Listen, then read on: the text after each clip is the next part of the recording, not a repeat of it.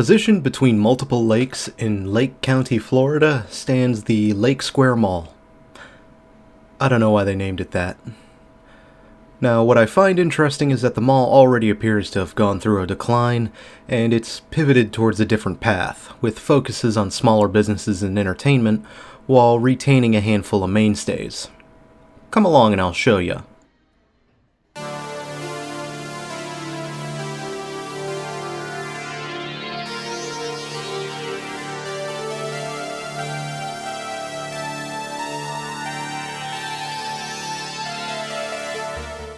Developed by General Growth Properties for the low price of $26 million, the Lake Square Mall would open its doors for the first time in September 24, 1980, anchored by Belk Lindsay, Sears, and JCPenney, and it would even see a 6-screen movie theater come in just a few months later. Skylights, brick planters, and plenty of seating and tables would be present for patrons to make use of, and shoppers in and around Leesburg would be able to drop in at the mentioned anchors, as well as Zales Jewelers, the Jock's Shop, deposit or withdraw from the Atlantic Bank, or even get a bite to eat at Morrison's. And those are just a few of many more in the mall at that time.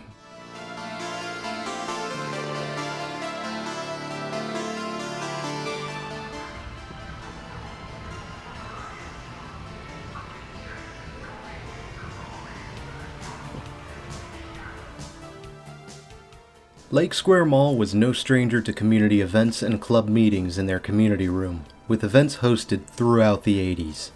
Meets for the Non-Smokers Club, the Eustis Sunday Club, the Friday Night Club, just to name a few, were common. You could also expect to see various fundraisers like Pennies for Puppies by the Leesburg Humane Society.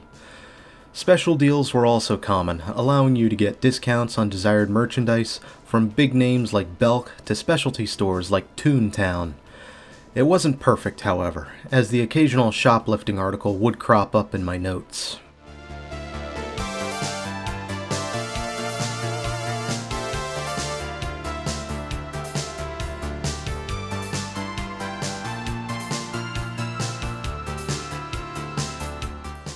In 1992, Target would arrive as a fourth anchor to the mall, and it would come with an expansion that would total to $5.5 million.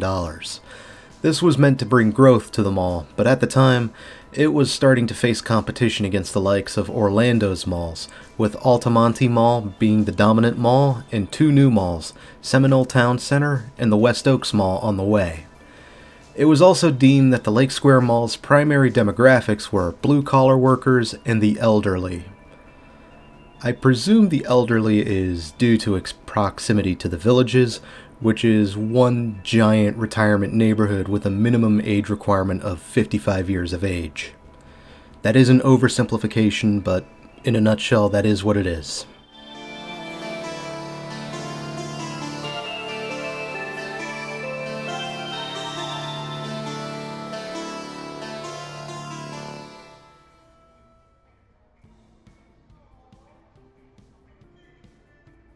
Efforts were made to revitalize the Lake Square Mall, the most notable of which would be a renovation in 1996 that would update the mall's image.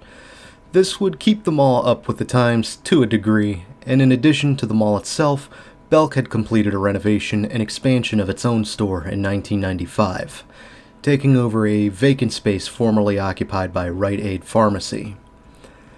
JCPenney would also complete a renovation alongside the mall, even reusing their automotive space which had closed back in 1982, just 2 years after the mall opened. The AMC cinemas on site would double their screens, going from 6 to 12. And even Books A Million would arrive to the scene around this time.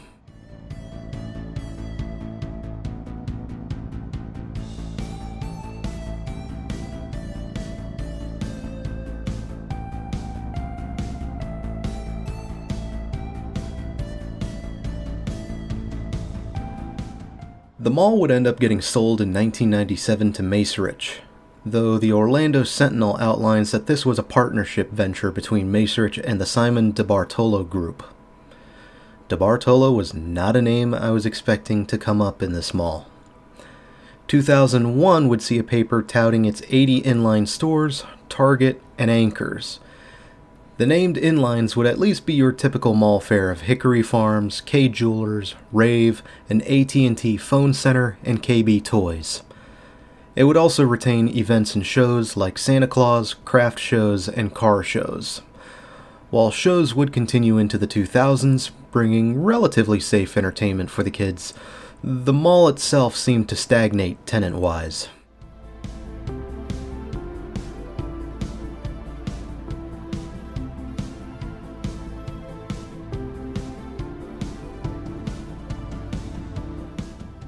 Enter the 2010s, and while the Lake Square Mall gained a PetSmart in 2011, cracks were really becoming apparent as the mall struggled to retain shoppers and would proceed to lose Target in February 2014.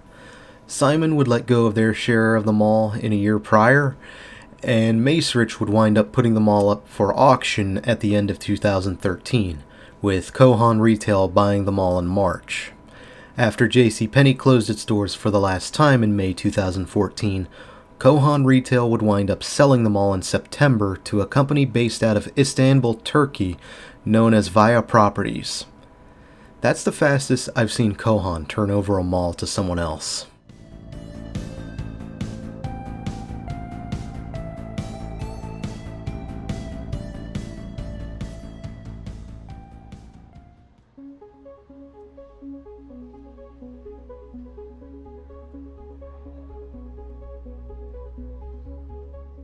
Via Properties would pivot the mall towards alternative uses, first renaming the mall to Viaport Florida, and then putting in a family entertainment complex known as Via Entertainment, which would feature a bowling alley and games arcade, which would open in January 2016. Supposedly, there was supposed to be a large fountain added into the mall's center court, but as far as I can tell, that never came to be. But Via Properties did bring in much needed life for the mall, even if JCPenney was left vacant.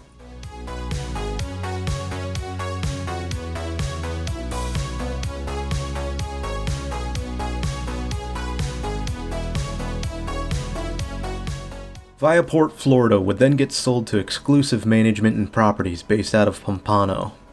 And as of the making of this video, they still owned the mall, which would be renamed back to Lake Square Mall. And they would focus on cutting down the vacancies in the mall by doubling down on entertainment.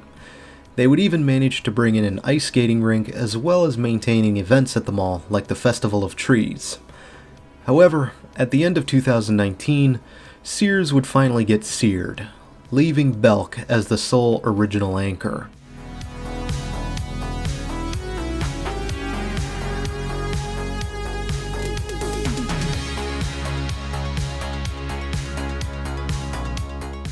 The mall today sits in a strange position.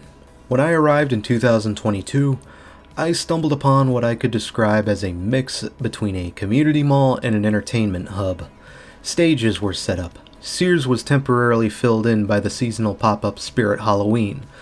Via Entertainment was and is still open. The food court wasn't well stocked, but it still had a couple decent options. AMC is still hanging around among a handful of mainstays, and PetSmart is an interesting choice for a junior anchor. Though in order to mask some of the vacancies, I distinctly remember one storefront being used as a sort of Halloween maze. Unattended too, so you could just go in and wander. However, there is a vacancy issue that prevails to this day, and if that isn't dealt with or corrected, then this mall may just sink for good into one of these lakes.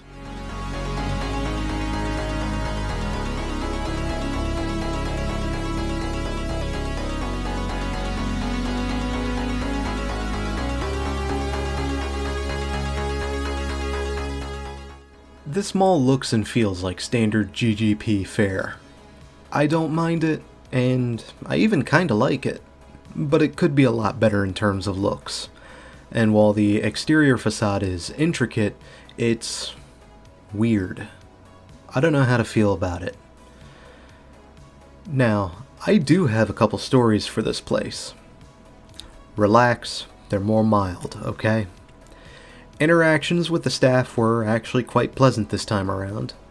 Although, granted, it was more or less an exchange of, hey, how you doin's, as well as a have a nice day. But, still, it works for me.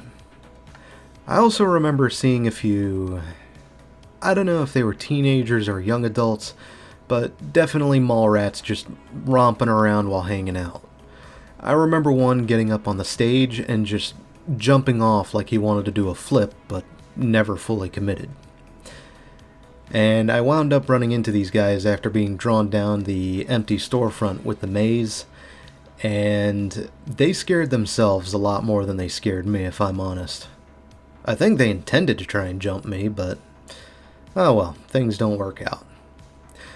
But at least in this case, it felt and looked a lot more lighthearted. The mall itself might be just okay, but that doesn't matter when you come out with some good memories.